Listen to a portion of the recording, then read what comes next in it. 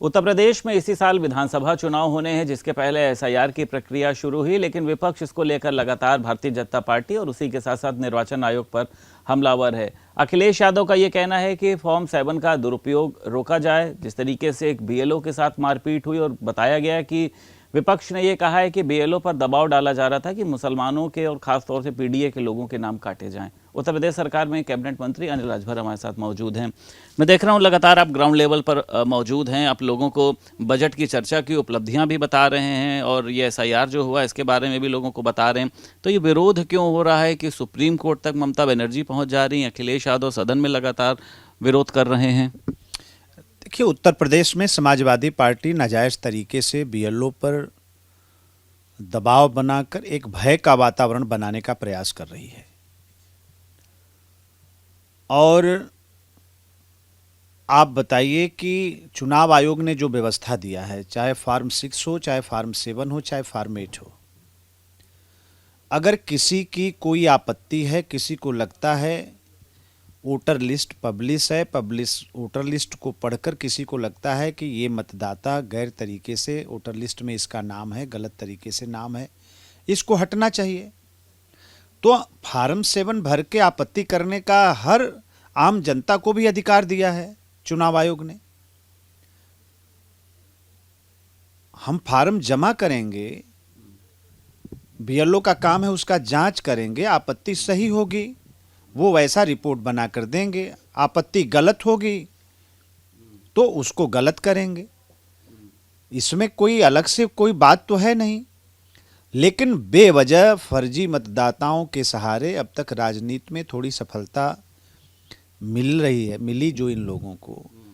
अब जो गलत और फर्जी मतदाता वोटर लिस्ट से निकल रहे हैं तो इन लोगों को छटपटाहट हो रही है और ये अनावश्यक समाजवादी पार्टी दबाव न बनाए। मैं कल आजमगढ़ में था, अधिकारियों के ऊपर जुलूस बना के जाना, बड़ी संख्या में जाना, हमारे जो सुपरवाइज़र काम कर रहे हैं, बीएलओ काम कर रहे हैं, उनके ऊपर अनावश्यक दबाव बनाना, ये गलत बात है। एकदम जो फार्म 7 को लेकर ये बात कही जा रही है या फार्म 6 को लेकर बात कही जा रही है, हर मतदाता को, हर नागरिक को ये अधिकार है, हर मतदाता का अधिकार है, अगर उसकी उम्र 18 वर्ष से ऊपर हो गई वो फार्म 6 भरेगा, अपना नाम जोड़ने का अनुरोध करेगा। अगर गलत तरीके से कोई वोटर लिस्ट में आया है तो किसी को भी अधिकार है कि उसकी आपत्ति करेगा, फार्म 7 डालेगा। कहीं कुछ त्रुटि है उसके संशोधन के लिए फार्म 8 डालेगा। इसमें गलत क्या है? अखिलेश यादव कह रहे हैं ईंट से ईंट बजा देंगे हम अगर इस तरीके की धांधलेबाजी को रोका नहीं गया। उन्होंने तो ये तो कहा कि निर्वाचन आयोग झंडा लगा ले भारतीय जनता पार्टी का। नहीं, फर्जी बात कर रहे हैं। देखिए, अगर एसआईआर की कार्रवाई खराब होती ना तो ये लोग ये जो ट्विटर पर और सोशल मीडिया पर ये बातें कह रहे हैं ना, अब तक जमीन पर उतर गए होते। अब उतर ना जाए आपके कहने के बाद? बेदम नहीं उतरेंगे। वो भी जानते हैं कि कार्रवाई सही हो रही है, बस चुनाव आयोग को कटघरे में खड़ा करना।